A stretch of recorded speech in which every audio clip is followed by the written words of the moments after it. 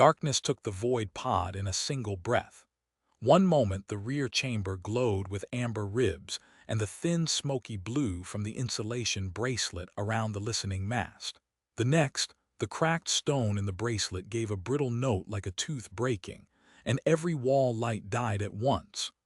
Kael Voss stood frozen in the sudden black with the silence hook half lifted in his hand, and Echo pressed hard against his leg. The familiar hum of pumps and fabricator trays vanished. The pod no longer sounded like a wounded animal trying to keep itself alive. It sounded dead. Only Echo denied the dark. Tail rings flared one after another, tracing fins, scales, and four widening cyan eyes as the creature turned toward the new rear wall. Kael had learned Echo's fear and warning by now. This was neither. It was recognition, grief, and stunned hope. From behind the black glass door the pod had grown overnight. Something answered Echo with a faint clicking cry. Kael felt every hair rise under his torn suit. The sound was small, thin, nearly drowned by the hiss of cooling metal, but it was alive. Not machine rhythm, not tower pressure, not the clean, sterile voice of the second pod. A child might have made such a sound if a child had been born under the ice and taught to speak through stone. Echo clicked back at once, so quickly it felt less like translation than instinct. The answer behind the door came again, weaker this time, followed by the soft scrape of a palm against glass. Kael crossed the chamber by memory until his fingers found the sealed seam. The black surface was colder than the outer hatch had ever been. In Echo's light, a four-fingered handprint glimmered from the other side, no larger than Kael's palm. Something had been trapped beneath the pod from the beginning. Echo had not led him toward treasure. Echo had led him toward kin. The insulation bracelet above them gave a smoking tick. A thread of sour metallic smell slipped into the air. Whatever silence the device had bought them was failing fast. Outside, something heavy crossed the ice with careful steps. Kael pictured the tower moving without sound in the storm, and the hunter creature testing the pod's blind spots. Worse than either was the thought of the duplicate below the moon, waiting for the silence to end so his hunger could find them again. He crouched by the door and pressed his ear to the glass. The clicking voice came from almost directly beneath his cheek. Echo answered with a long, trembling pattern, and from the other side Kael heard a smaller body shift against the seam. He did not know whether the trapped creature understood him, but he spoke anyway. "I'm here," he said. "If this door opens wrong, you run behind Echo, not toward the pod walls. Not toward me unless Echo says so." Echo glanced back, all four eyes flashing, and Kael almost laughed despite the fear. Echo had never once in its life asked his permission to tell it what to do. He felt for the fabricator tray by the wall. Nothing slid out to greet him. The pod had gone inert in every way except breathing warmth from its main core. He set the broken bracelet stone on the tray by touch, then the split conduit ring, then the woven sleeve he had built with his own bleeding fingers. At last one dim amber line crawled across the wall. Repair mode engaged. Materials insufficient. Additional biological sample required. Kael stared at the faint text until it blurred. He did not need the pod to explain its meaning. It wanted living matter keyed to the buried signal. It wanted Echo, or whatever waited behind the black glass door. Echo had already given the pod current. Blood. Trust. The creature's mouth still showed pale scars from chewing apart the failed collar the pod had grown the night before. Kael looked at the midnight blue body beside him and felt a flare of anger so clean it almost steadied him. "No," he said to the wall. The pod offered no argument. It did not need one. The lights remained dead. The cold deepened in the rear chamber. Outside, a distant impact traveled through the ice like a hammer struck miles away. Echo put both front paws on the sealed door and began to click in quick, urgent bursts. The handprint on the other side shifted.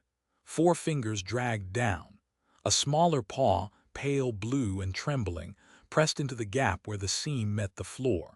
Kael went to one knee and ran his thumb under the edge of the door. The seam flexed, no more than a millimeter. Cold air breathed out carrying a smell unlike the pod's wet metal or the trench's mineral dust. This smelled of stone that had been sealed for generations, of old nests, of water locked in glass. The creature behind it answered with a weak high cry. Echo clicked once, sharp and encouraging, then leaned its weight against the seam. The wall moved, not much, enough for the trapped child to push one narrow forelimb through. The limb was solid, scaled, pale as frosted sky, and shaking with effort. 4 little claws scratched helplessly over the pod floor. Kael set the silence hook aside and laid his hand under the child's paw. It was colder than ice and lighter than he expected, but undeniably alive. The little creature flinched halfway back into the gap. Echo pressed its face to the seam and made a low, rippling series of clicks, not warning, comfort. The child stretched toward them again. Kael curled his fingers gently around the tiny wrist. "Easy," he whispered, though he did not know whether he was speaking to the child, Echo, or himself. "One pull, that's all." Echo braced and shoved. Kael pulled. The seam widened with a wet, glassy groan, and suddenly the trapped creature spilled through all at once, a tangle of pale scales and faintly glowing eyes and shivering fins. It landed against Kael's knees, froze there for a heartbeat, then flung itself under Echo's chest as if it had been running toward that exact shelter for days. Echo folded around it immediately. Echo's midnight blue fins spread over the smaller body. The child made a thin, broken, churring sound and pressed its face into Echo's throat. Kael had seen Echo save his life. He had not seen it hold someone. The tenderness of it struck harder than any tower footfall. Amber light flickered once along the rear wall. The pod had recognized the child. A new map ghosted into view beside the dead fabricator tray, wavering like something half-remembered. The outline of the void pod glowed white. Beneath it, directly under the new chamber, a hollow space bloomed in blue. Concentric lines ran outward through buried glass corridors. At the edge of the map, deeper and farther away, the second pod pulsed in cold, controlled amber. Then the duplicate's voice slid back into the world through the dying insulation. "Feed the seed." The words came distorted, broken by static and stone, which somehow made them worse. Kael could hear both the machine command and the man-shaped hunger behind it. Feed the seed, and the pod would wake fully. Feed the seed, and the silence would end. Feed the seed, and the trapped kin beneath the shelter would become fuel. Echo's tail rings flashed in a violent pattern. The child shrank tighter into the larger creature's fins. Kael snatched up the silence hook and turned toward the hatch by reflex, as if he could stab the voice through metal. Instead, he forced himself to breathe. The duplicate was below, contained but not powerless. The tower was outside, nearer than before. The insulation was failing. The pod wanted a biological sample. None of those facts changed because he was afraid. The only new thing in the room was the small, pale blue creature shivering under Echo's body. Kael studied the child by Echo's living light. It was unmistakably kin to Echo, but smaller and younger, with lighter scales, shorter fins, and only 3 faint cyan tail rings. One hind leg was scraped raw where the seam had trapped it. A black glass shard hung from a cord at its neck and hummed whenever the failing bracelet spat smoke. The pod wall brightened 1 degree. Sample accepted. Kael looked from the message to the shard on the child's neck. The pod was not asking for flesh this time. It was reading whatever signal lived in that piece of old black glass. "Good," Kael muttered. "Then take that and leave them alone." He reached for the shard slowly. The child bared tiny teeth at him, more reflex than threat. Echo touched the child's shoulder with one paw and clicked once. The little creature went still. Kael lifted the cord over its head, carried the shard to the fabricator tray, and laid it beside the broken stone. The pod woke like a body taking a painful breath. Amber veins lit inside the wall. The tray folded inward. In the rear chamber, a fresh brace of ribbed alloy pushed out around the seam, then arched downward into a ladder-like spine through the black glass door and into the buried hollow beyond. The pod was not sealing the chamber. It was incorporating it. The child lifted its head and clicked at the new structure. Echo answered with a tone that sounded awed despite the danger. Kael felt the pod's intent as clearly as if it had spoken. If it could not consume this buried room without losing the signal it needed, it would make the room part of itself. A compromise, or the shape of one. Another step sounded above them, closer than the last. Kael cracked the hatch one hand's width. Violet storm light spilled in. Across the black glass field, the bone-white tower had moved at least 20 meters since he slept. One limb lifted as if it had paused mid-stride to listen. There was no hunter visible now. That frightened him more than seeing it would have. He shut the hatch and leaned his forehead briefly against the inner seal. The pod no longer had the strength to warn him. Every thread around the shelter was learning patience. Behind him, the new brace finished growing. The child had wriggled free of Echo's fins and stood on unsteady limbs at the lip of the opening, staring down into the chamber under the pod. Echo stayed so close that its shoulder touched the smaller creature with every breath. Kael drew the memory lens from inside his suit. The smoky disk caught Echo's glow and answered with faint moving symbols beneath the surface. It had shown him launch bays, split pilot logic, the old trenches, and Echo saving a dying stranger before either of them understood what that meant. If there was truth buried under the pod, the lens would force some of it into the light. "All right," he said. "We do this once, fast. Then we come back up and decide whether this place is still ours." The child looked at him as if it understood tone if not words. Echo clicked softly, then stepped onto the new brace and started down. The chamber beneath the void pod felt older than every machine on the moon. Kael descended last, one hand on the living rib ladder, the memory lens in the other, the silence hook strapped across his back. The air grew colder with each rung, but cleaner too. The smell of pod current faded. In its place came stone, old water, and the faint musk of living bodies that had once nested here for years. At the bottom, the floor changed from grown metal to fitted black glass.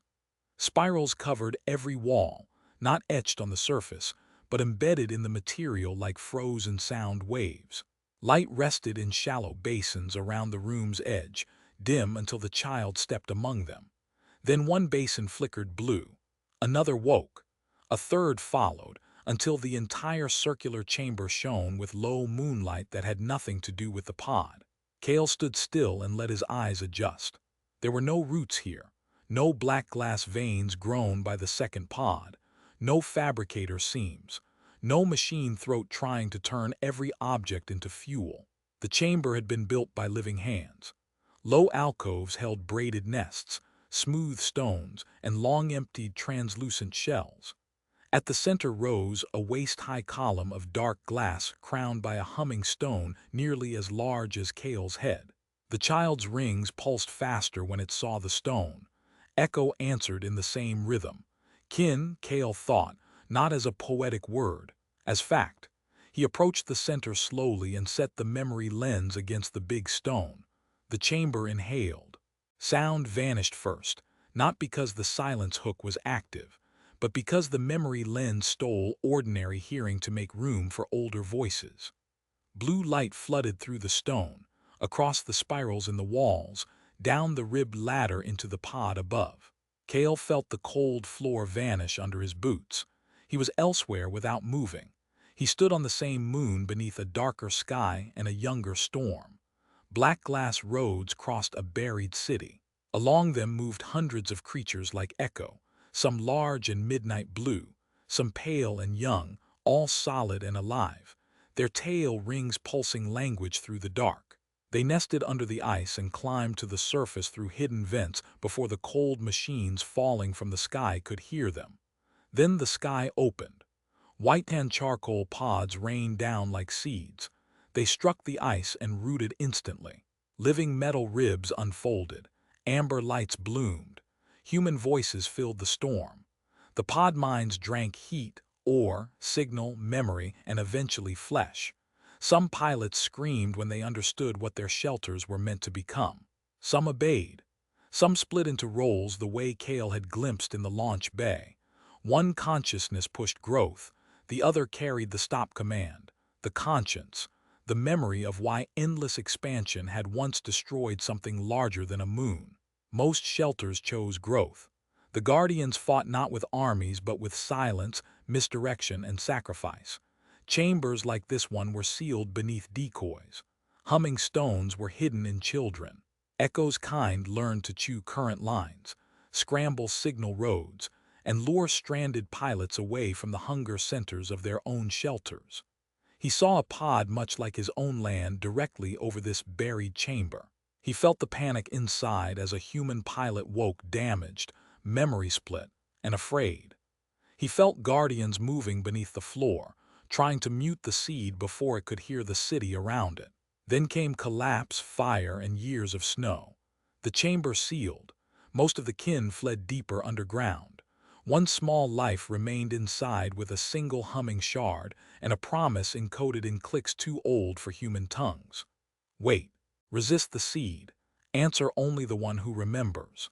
The vision changed sharply. Kael saw a launch bay again, and this time the broken memory went further. The woman with the hidden face said, if one pilot refuses, the pod chooses the useful one. Then panic broke through the blur. Unless the Guardian signal binds to the remembering pilot first. He heard himself ask, what if the Guardians are gone? Her reply came under sirens and fracture alarms. Then we become the thing that stops ourselves.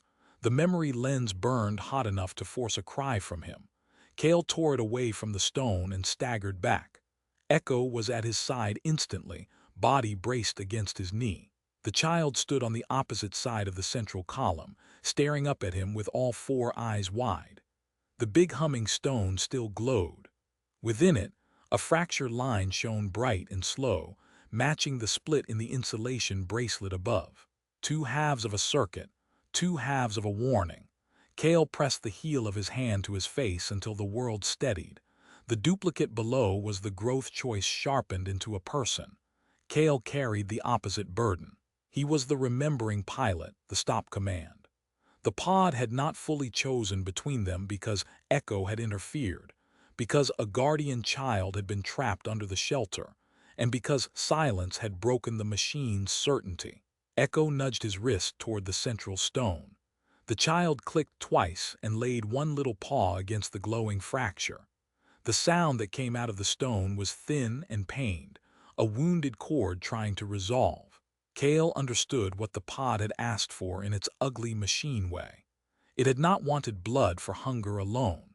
It needed a Guardian pattern to repair the failed insulation and hold resistance mode together. Can it be done without taking you apart? He asked the child quietly. The child looked at him, then at Echo, then at the shard on the cord now hanging from Kael's belt. Echo clicked a patient descending pattern, like a teacher calming a frightened student. Together, they touched the central stone again. A sliver no bigger than a thumb joint separated along the existing fracture and slid free into the child's paw. Kael let out a breath he had not realized he was holding. Not consumption, not sacrifice by annihilation. A giving, but chosen. The child carried the sliver to him and placed it in his palm.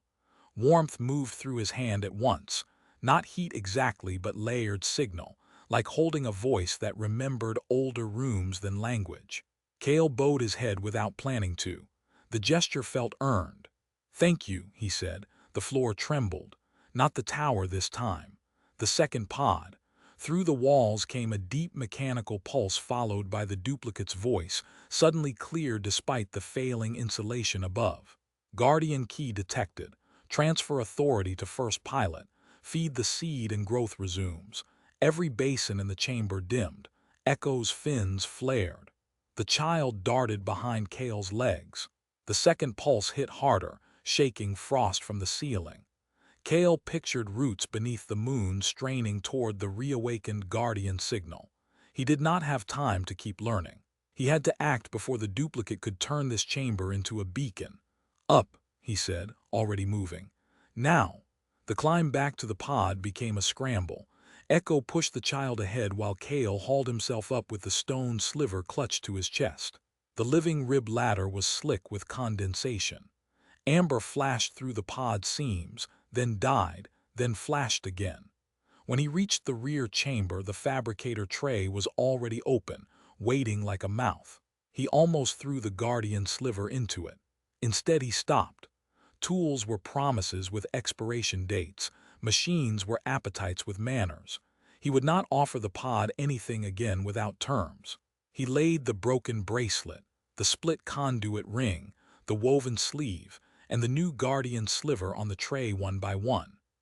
Echo kept the child behind him and watched the wall, not the materials, as if ready to bite the first thing that moved wrong. Kael planted both hands on the tray edge. "Repair the insulation," he said. "No extraction from Echo, no extraction from the child, no growth root into the chamber below, no transfer of authority to the first pilot. Build only what keeps signal out." For one terrible second nothing happened. Then the wall lit with a cascade of symbols too fast to read. The tray folded inward. The pod shuddered from nose to tail. Warmth dropped through the room as if the shelter were spending its last reserves to obey. Kael snatched up the silence hook and backed toward Echo and the child. The first attempt emerged as a slick black collar like the one Echo had chewed apart before. Kael struck it off the tray with the hook before it could close. It hit the floor, writhed once, then went inert. "Again," Kael snapped. The pod withdrew the failure. New parts printed. A segmented brace, a lattice ring, a socket too wide for the stone sliver, a braided strip of living metal that twitched toward Echo when it touched the tray. Echo hissed. Kael slashed the twitching strip in two with the silence hook and fed only the severed lengths back into the tray. Second failure. Third. A cracked cuff that screamed with tower static. A wire-thin net that tried to map the child's pulse. A brace that would have routed the listening mass directly into the buried chamber. Kael rejected each one, hands shaking, teeth aching from the duplicate's pressure building under the moon.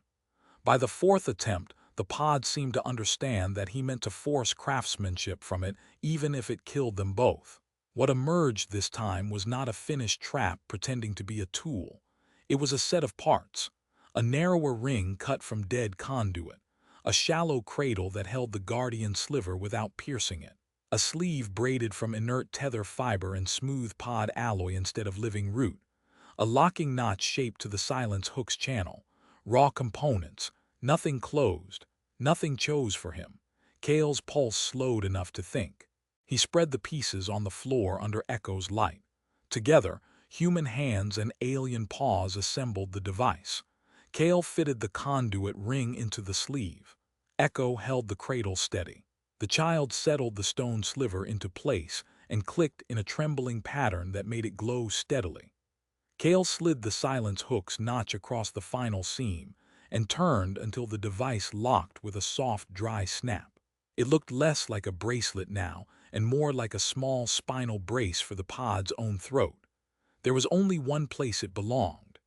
Kael climbed to the listening mast mount in the main chamber, while Echo and the child followed close enough to trip him if he fell. The pod's amber lights flickered low around carved wall rules. Condensation lines, the water room, the sleeping alcove, all the spaces that had become home by necessity and then by effort. He fastened the repaired device around the base of the mast exactly where the first insulation bracelet had smoked itself to death. For a heartbeat, nothing changed. Then silence slammed into the pod so completely Kael staggered. The tower vanished from his senses. The duplicate's hunger vanished. The buried road stopped whispering through the floor. Even the pod's own measuring attention withdrew. The shelter remained warm enough to breathe, dimly lit, alive, but deaf to the moon beyond its skin.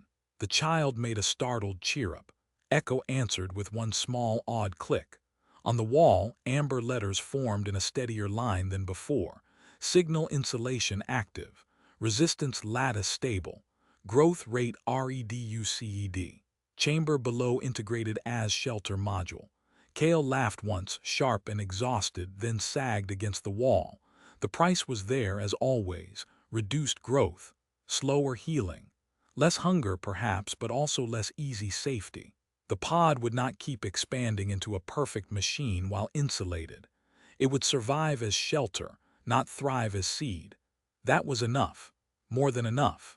He carved the new truth under his older wall rules with the point of the silence hook, each stroke leaving pale scars in living metal. Insulation BUIS time. Time BUIS choice. Echo watched from only an arm's length away, the child tucked half under his chest.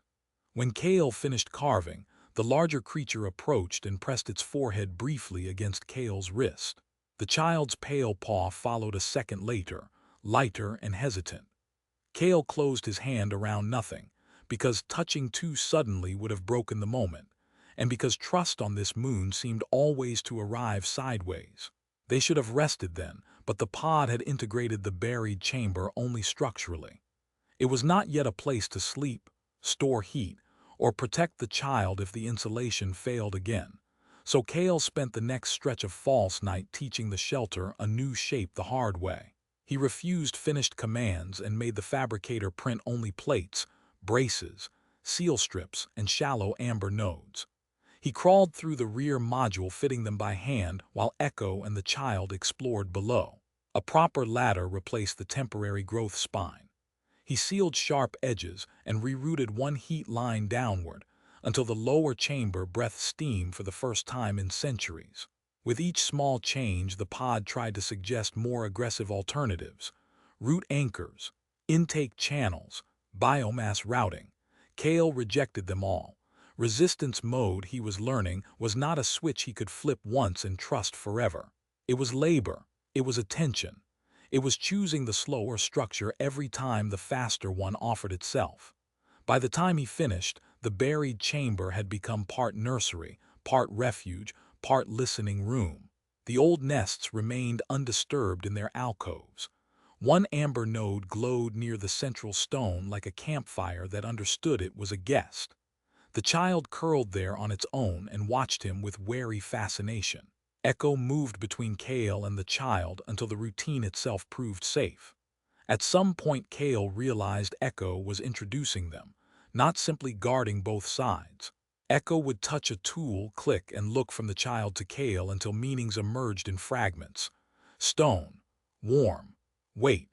The kin had a language older than any pod command, and he was not entitled to understand it at once. When he finally sat down on the ladder between the two chambers, the memory lens heavy in his pocket and the silence hook across his knees, fatigue hit like a physical blow. The pod's reduced warmth seeped through his suit. His bruised ribs complained with each breath. The child came up the ladder alone. It climbed cautiously, paused one rung below his knees, then reached out with one pale paw and tapped the amber chest light on his suit. Once. Twice. Echo watched from the lower chamber without intervening. Kael held still. The child clicked a tiny sequence and touched its own throat, where the guardian shard cord had hung before he used the shard to repair the insulation. "You're asking if I understand what you gave up," Kael said softly. The child tilted its head. Maybe it was asking something simpler and more important. "Are you staying? Are we still trapped?" Kael laid the memory lens on the rung beside him where the child could see it, then pointed to himself, then to Echo, then to the lower chamber, then traced a rough circle in the air around all of them. "Shelter," he said. The child stared for a long moment. Then it pressed its paw against his chest light one last time and climbed into the crook of his arm as if the decision had exhausted it. Kael went rigid from surprise. The body settling against him was warm now, not cold. Tiny. Fragile in a way Echo had never allowed itself to be. He looked up helplessly. Echo climbed the remaining rungs, tucked his larger body against Kael's opposite side, and closed all four eyes halfway in what looked very much like approval. So that was how the void pod changed shape again. Not with roots or hunger, but with weight. One exhausted man in a torn suit. One midnight blue guardian. One pale blue child who had survived alone beneath the shelter until the blackout broke the seal. The pod held them all and did not for hours ask for anything more. Kael woke to a sound he had dreaded and expected. A human voice. Not in his head this time. Not transmitted through miles of root and ice.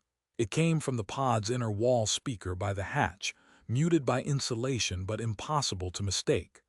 Kael.